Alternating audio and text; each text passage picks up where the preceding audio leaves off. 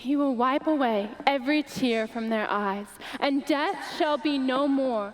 Neither shall there be mourning, nor crying, nor pain anymore, for the former things have passed away. Revelations 21:4. How do you deal with pain? How did a man like Job lose everything and still choose to follow God wholeheartedly and trust that he had a plan, even in the midst of loss? This was a question I struggled with when I lost my entire family to cholera and I was left all alone at just 14 years old. At 15 years old, I enrolled in Dearborn Seminary, and it was here that I met the answer to that question. His name was Horatio Spafford, and he was actually my Sunday school teacher and my elder by 13 years. 1 year after we met, he asked me to marry him. Then he found out that I was only 16. So I enrolled in a finishing school for 3 years, and when I turned 19, we got married and we moved to Chicago. God blessed our marriage with 5 beautiful children: Annie, Maggie, Bessie, Horatio Jr., and Tanita. These children were the pride and the joy of my life, but as we all know, the second that Satan sees even a spark of happiness in a Christian's life, he will do all that he can to put it out.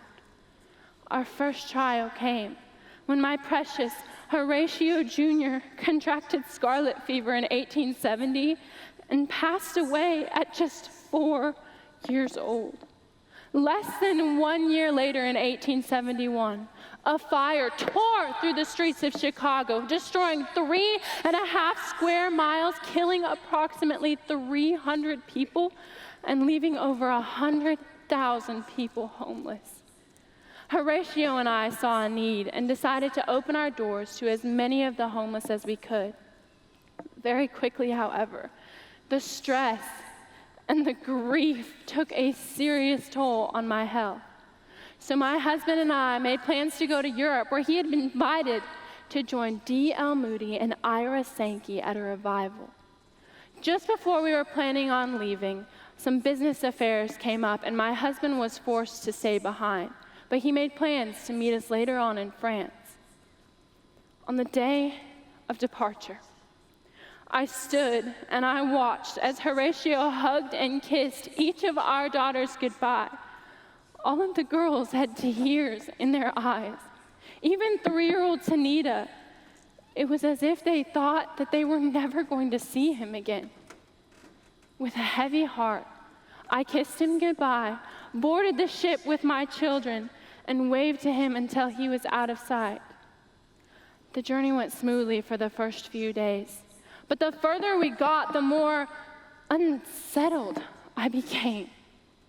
On the 6th night of the journey, I tucked my 3 oldest children into bed, and I fell asleep praying and unknowingly holding my little Tanita for the very last time. At 2 a.m., 308 passengers aboard the SS Ville du Havre were awakened to the sound of a British iron sailing ship as it struck into ours, tearing a hole in the side and sinking the ship in less than 12 minutes.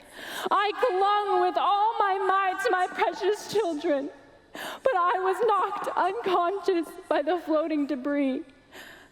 My 11-year-old Annie, my 9-year-old Maggie, my 6-year-old Bessie, and my 3-year-old Tanita were dragged into the depths, joining the 223 others who lost their lives that night. When I awakened, I had been rescued and taken to England with 80 other survivors. But I was broken. I wanted to be at that ocean floor with my children. I didn't deserve to live, I thought. No matter how hard I tried, I could not come to terms with the fact that I had not only lost 1, but all 5 of my precious children. Each morning, I would wake up hearing the sounds of children's beautiful voices as they sang hymns and they laughed. But it wouldn't take me long to realize that it was only a dream.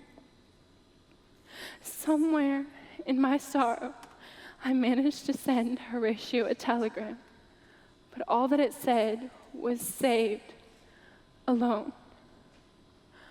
I can still imagine the pain in his heart as he boarded that first ship bound for England, knowing full well that he would never see any of our children again on this earth. And this is where my question from over 17 years earlier was answered by a broken man who had lost everything. One morning, Horatio stood at the railing. His tears fell, mixing with the cold and the unforgiving waters of that Atlantic Ocean as they passed over the place where our daughters lay dead. He asked the same questions that I did. Why did this happen? How am I supposed to carry on and trust that you still have a plan for me? But then God answered, and not in the way that anyone would ever have expected. In the moments of turmoil and of questions, in the middle of the Atlantic Ocean, Horatio G. Spafford began to write. And the words that poured out of his heart were words of comfort from an almighty God. When peace